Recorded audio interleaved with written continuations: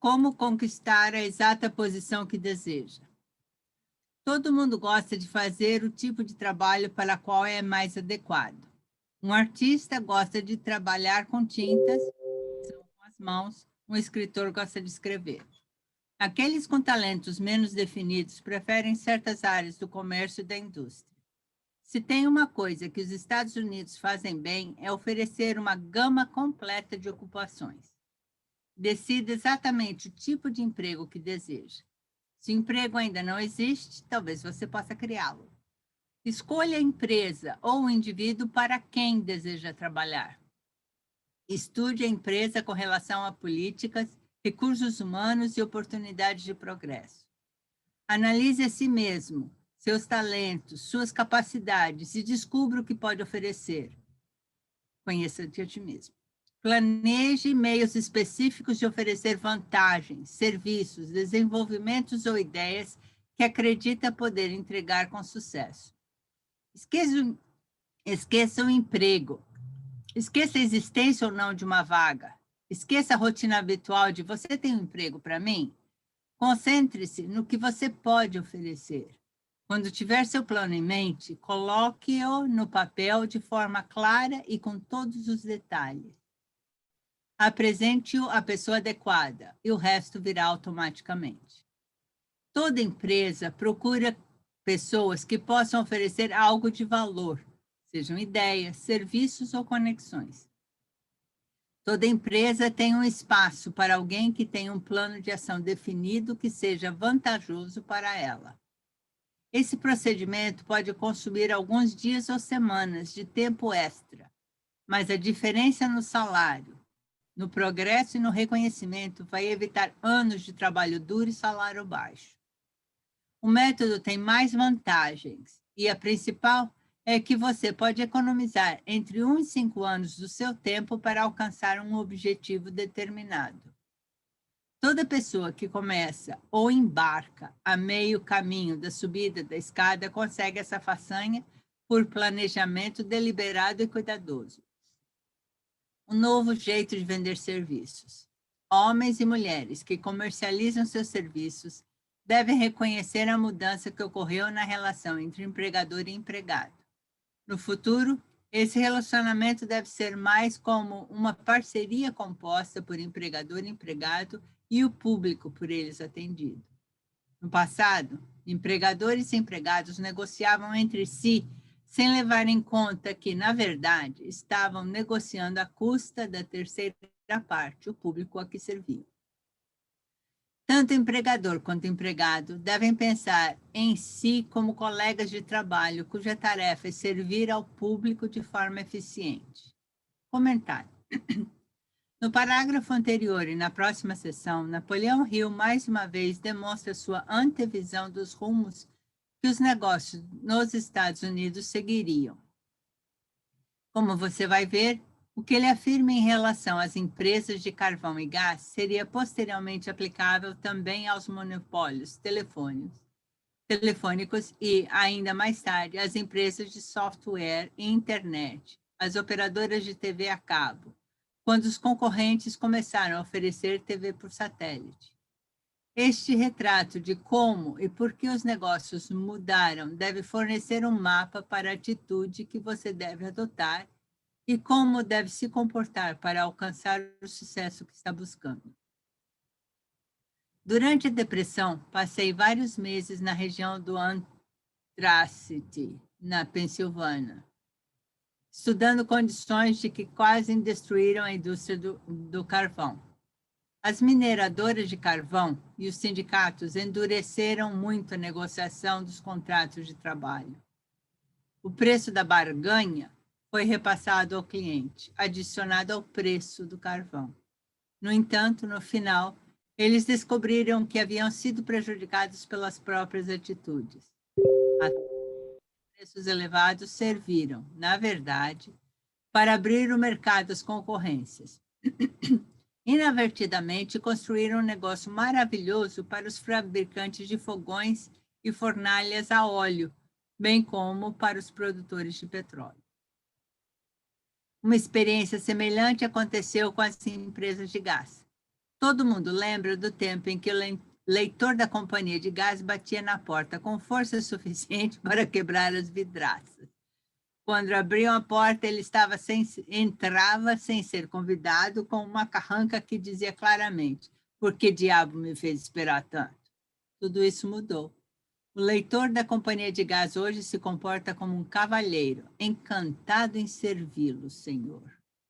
Antes que as empresas de gás entendessem que seus leitores carrancudos ofendiam os clientes, a concorrência, os educados vendedores de fogões a óleo chegaram e estabeleceram um negócio próspero rapidamente. Esses exemplos servem para mostrar que estamos onde estamos e somos o que somos em consequência da nossa própria conduta. Se existe um princípio de causa e efeito que controla negócios, finanças e transporte, esse mesmo princípio controla os indivíduos e determina seu status econômico. Cortesia e serviço são as senhas do merchandising hoje e se aplicam a quem comercializa serviços pessoais ainda mais diretamente do que ao empregador. Em última análise, você é empregado pelo cliente. Se deixar de servir bem, tanto você quanto a empresa para a qual trabalha pagarão por isso com a perda do privilégio de servir. Qual é a sua avaliação de QQE? Já foram aqui descritas com clareza as causas de sucesso efetivo e permanente na prestação de serviços. A menos que essas causas sejam estudadas, analisadas, compreendidas e aplicadas, ninguém pode vender serviços de forma eficaz e permanente.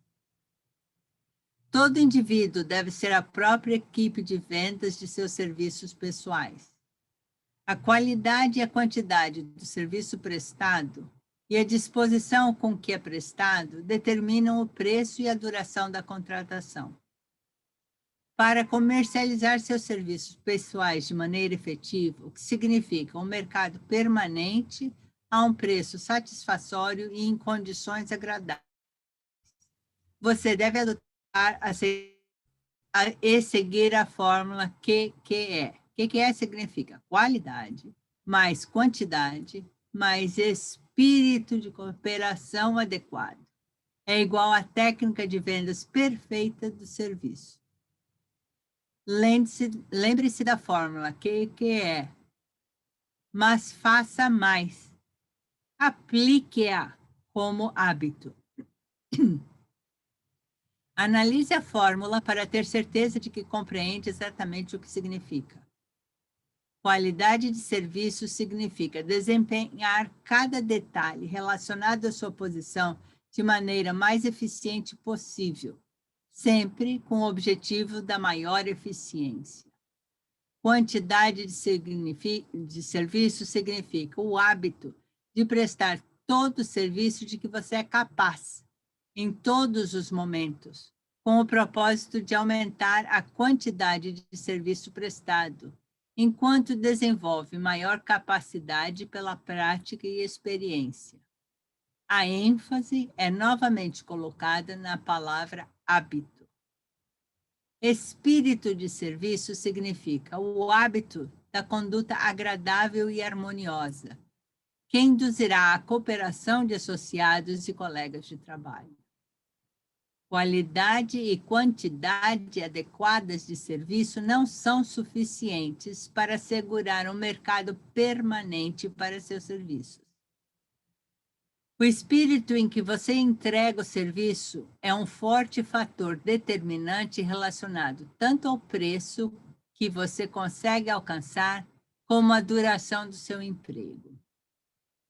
Andrew Carnegie destacou esse ponto em sua descrição dos fatores que levavam ao sucesso na comercialização de serviços pessoais. Ele enfatizou várias vezes a necessidade de uma conduta harmoniosa. Enfatizou repetidamente que não manteria nenhum homem, por maiores que fossem a qualidade e a quantidade de seu trabalho, a menos que ele trabalhasse em espírito de harmonia. Carnegie insistia para que seus empregados trabalhassem mantendo uma disposição agradável uns com os outros. Para provar que valorizava muito essa qualidade, ajudou muitos que atenderam aos seus padrões para os que não se adaptavam tiveram que dar espaço para outros que correspondiam aos requisitos. A importância de uma personalidade agradável foi destacada por ser muito importante para a prestação do serviço no espírito adequado. Se você tem uma personalidade agradável e presta um serviço em espírito de harmonia, esses recursos geralmente compensam o que pode faltar, tanto na qualidade quanto na quantidade de serviço que você presta. Nada, no entanto, pode ser eficientemente substituído pela conduta agradável. O valor do capital de seus serviços. A pessoa cuja única fonte de renda é a venda dos serviços pessoais é uma comerciante, assim como a pessoa que vende bens físicos e exatamente as mesmas regras de conduta do comerciante que vende mercadorias. Enfatizo esse ponto porque muitos que vivem de vendas de serviços pessoais cometem o erro de se considerar livres das regras de conduta e responsabilidades atribuídas a quem se dedica a comercializar produtos. Os tempos do batalhador ambicioso foram substituídos pelos tempos do doador. O verdadeiro valor capitalizado do seu poder intelectual pode ser determinado pela renda que você obtém comercializando seus serviços. Uma estimativa justa do valor de capital de sua força intelectual pode ser feita usando os seguintes pressupostos. Dinheiro, o montante do capital pode ser tomado emprestado de um banco a uma certa taxa de juros. Dinheiro não vale mais que cérebro, e muitas vezes vale muito menos. Portanto, se o seu poder intelectual é tão valioso quanto o dinheiro, na verdade, você deveria estar emprestando seu poder intelectual, sua quantidade de capital, pelo mesmo com a taxa que os bancos cobram para emprestar dinheiro. Isso significa que o que você ganha em um ano, a sua renda, é comparável ao que o banco ganha com um empréstimo em um ano, os juros que cobra. Você pode, então, calcular o valor do capital da sua força intelectual usando essa fórmula. Divida 100 pela taxa atual de juros cobrada pelos bancos para emprestar dinheiro. Em seguida, multiplique o resultado pelo valor da sua receita anual. Por exemplo, suponhamos que a taxa de juro atual seja de 5%. Suponha que sua renda anual seja de $50 mil. A fórmula seria a seguinte: 100 divididos por 5 são 20. 20 multiplicados por 50 mil equivalem a 1 milhão. Portanto, se você emprestar seu poder intelectual, que é o seu capital, com a mesma taxa que o banco cobra para emprestar dinheiro, 5% de juros, sua força intelectual valerá 1 milhão. Cérebros competentes, se comercializados com eficiência, representam uma forma de capital muito mais desejável que o dinheiro necessário para operar uma empresa que comercializa bens.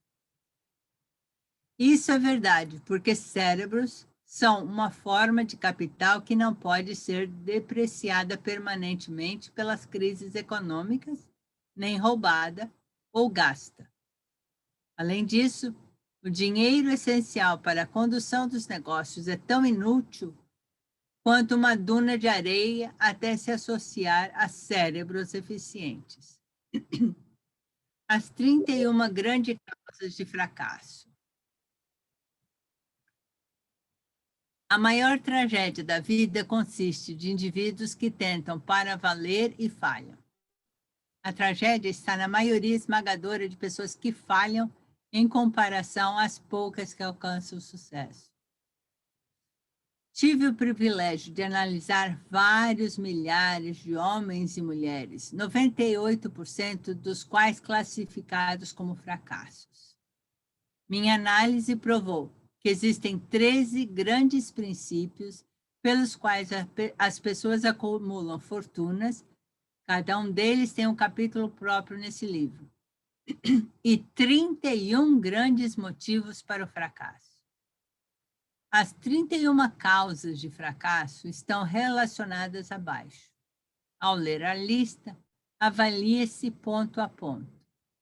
Isso ajuda a descobrir quantas dessas causas de fracasso existem entre você e o sucesso. Causas de fracasso. 1. Antecedentes hereditários desfavoráveis. Há pouca coisa, se é que alguma, que se possa fazer por pessoas que nasceram com uma deficiência de poder intelectual. Essa é a única das 31 causas de fracasso que não pode ser facilmente corrigida por qualquer indivíduo. Minha filosofia só pode oferecer um método para superar essa fraqueza com o auxílio do Mastermind. 2. Falta de um objetivo bem definido na vida. Não há esperança de sucesso para quem não tem um propósito central ou objetivo definido a alcançar. De cada 100 pessoas que analisei, 98 não tinham tal objetivo. Talvez essa tenha sido a principal causa de seu fracasso. 3. Falta de ambição para mirar acima da mediocridade. Não posso oferecer esperança para quem é tão indiferente que não quer progredir na vida e não se dispõe a pagar o preço. 4. Educação insuficiente. Essa é uma desvantagem que pode ser superada com relativa facilidade. A experiência provou que as pessoas mais bem educadas são muitas vezes as autodidatas que se fizeram por si. É preciso mais que um diploma universitário para fazer de você uma pessoa com educação. Qualquer pessoa educada aprendeu a conquistar o que quiser na vida sem violar os direitos dos outros. Educação não consiste tanto em conhecimento, mas em conhecimento aplicado de forma eficiente e persistente. Você não é pago apenas pelo que sabe, mas pelo que faz com o que sabe. 5. Falta de autodisciplina. A disciplina é consequência do autocontrole. Isso significa que você deve controlar todas as qualidades negativas.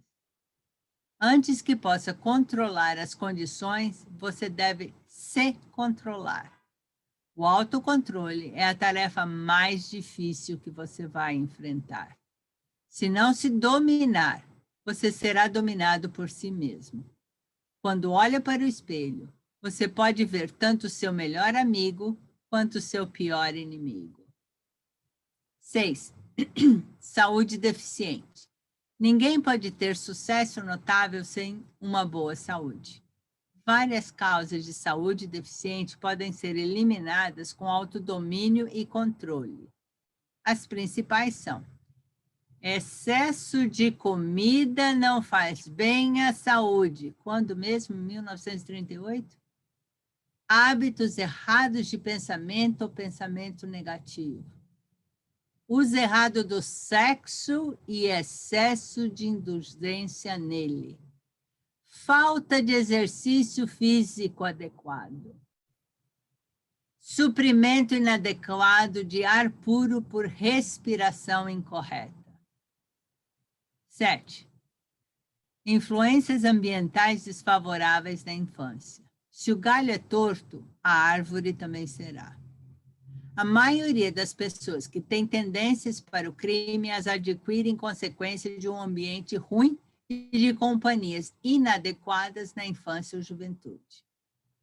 8. Procrastinação. Essa é uma das causas mais comuns de fracasso. A procrastinação vive escondida dentro de cada ser humano, esperando pela oportunidade de estragar suas chances de sucesso. A maioria das pessoas passa a vida como fracassadas porque está esperando o momento certo para começar a fazer alguma coisa que vale a pena. Não espere. O momento nunca será perfeito. Comece onde está.